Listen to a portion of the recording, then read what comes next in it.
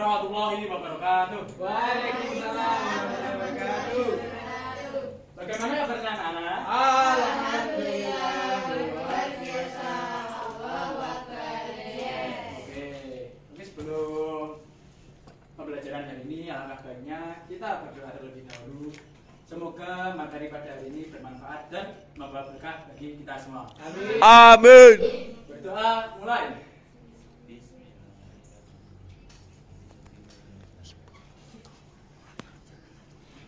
Berdoa selesai. Oke, sebelumnya saya absen terlebih dahulu. Hadir. Apakah ada yang tidak masuk hari ini? Ada. Siapa? Mbak Yun sama siapa? Oke, berarti yang lainnya semua ya. Ya. Oke, pada hari ini kita akan belajar mata pelajaran akhlak, yaitu tentang menghindari dosa besar. Nah, yang pertama ada meninggalkan sholat. Ayo, siapa yang suka meninggalkan sholat? Sholat yang meninggalkan saya. Yo, siapa? Jadi meninggalkan sholat itu merupakan salah satu dosa besar, karena sholat itu merupakan salah satu rukun Islam dan merupakan kewajiban terbesar setelah kedua, yaitu syahadat. Jadi kita sebagai seorang muslim itu wajib melaksanakan sholat, karena sholat itu hukumnya wajib. Selanjutnya ada dampak meninggalkan sholat. Yang pertama, menyebabkan kesesatan. Jadi orang yang melaksanakan sholat akan mendapatkan petunjuk dari Allah SWT, dan apabila orang yang meninggalkan sholat itu dapat dikatakan mendapatkan kesesatan. Lalu yang nomor 2, dihukumi sebagai orang yang mendapatkan kecelakaan. Ya, orang yang melalaikan sholat berarti telah melalaikan tugas utamanya oleh Allah SWT. Orang semacam itu disebut sebagai orang yang mendapatkan kecelakaan.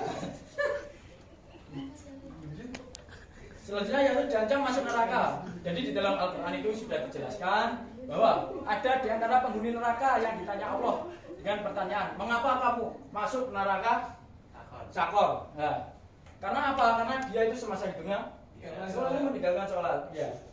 Kayak siapa? Kayak itu ya. Selanjutnya ada dosa yang kedua, yaitu durhaka kepada orang tua. Susah ya. Bener tak dosa itu? Dosa besar maksudnya. Durhaka kepada orang tua. Jadi jasa kedua orang tua itu terhadap anak sangat besar, bahkan tidak dapat dinilai dengan apapun. Seorang ibu telah mengandung anaknya dalam keadaan lemah dan susah. Dia menyambung nyawa untuk melahirkan anaknya, kemudian memelihara dan menyusui dengan penuh kelelahan dan perjuangan. Jadi peran dari seorang ayah itu bekerja tanpa mengenal lelah untuk mencukupi kebutuhan keluarganya. Bahkan perintah berbakti pada orang tua tersebut disandingkan dengan perintah untuk beribadah kepada Allah SWT. Jadi dapat disimpulkan dari penjelasan ini bahwa kita sebagai anak itu harus berbakti kepada orang tua. Nah, apabila kita durhaka kepada orang tua, itu menjadi salah satu dosa besar. Selanjutnya, bentuk perbuatan durhaka kepada orang tua. Yang pertama, mengucapkan perkataan yang menunjukkan tidak suka, seperti atau semacamnya. Lalu membentak orang tua, bersuara keras pada orang tua. Ngapa tak bu kongko nih? Lah itu merupakan salah satu. Saya bermuka masam dan cemberut pada orang tua. Masa ketika pas dikongkon ada kue bersembunyi. Lalu mencela orang tua, baik secara langsung maupun tidak langsung. Yang keempat adalah memandang sinis pada orang tua. Bombastic. Lalu yang kelima ada malu menyebut mereka sebagai orang tua. Ya Allah. Selanjutnya dosa besar yang ketiga yaitu minum khamr. Jadi minum khamr itu secara kebahasaan berarti menghalangi dan menutupi. Minuman yang berpotensi memabukkan bila diminum dengan kadar normal oleh seorang normal, maka minuman itu adalah khamr. Sehingga haram hukumnya meminumnya baik diminum banyak maupun sedikit. Jadi makanya Mas Adam ngombe khamr itu, mbok saiki kok akeh hukume panggah haram. Diobat Seorang normal. biar gak keju.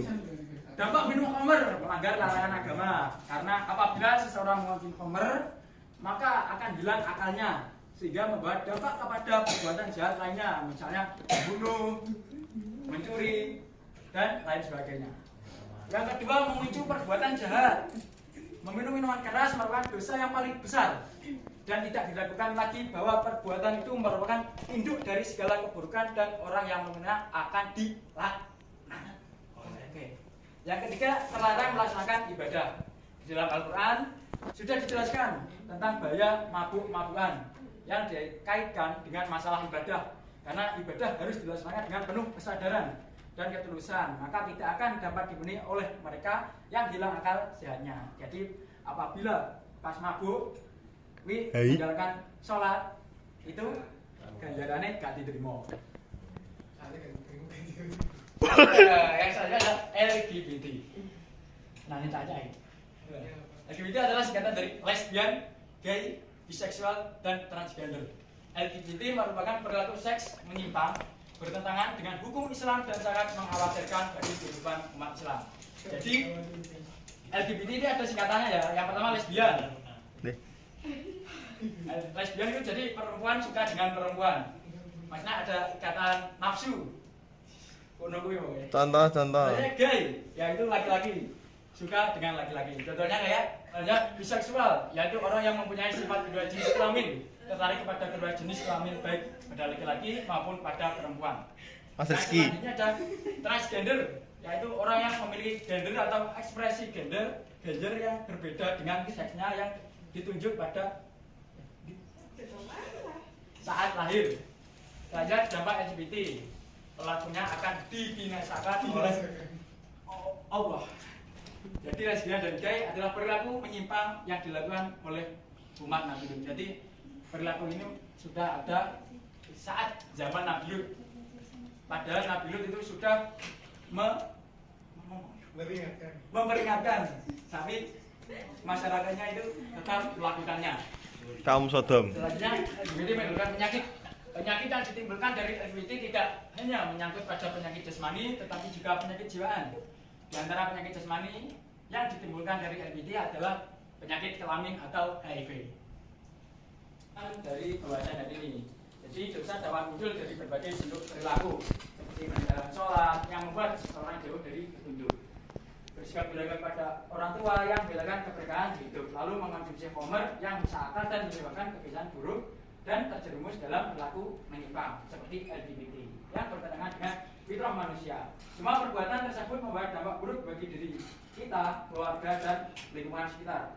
Oleh karena itu, seorang muslim hendaknya selalu berusaha menjaga dirinya, memperbaiki akhlaknya, dan mendekatkan hati kepada Allah agar terhindar dari berbagai dosa yang dapat merusak kehidupannya.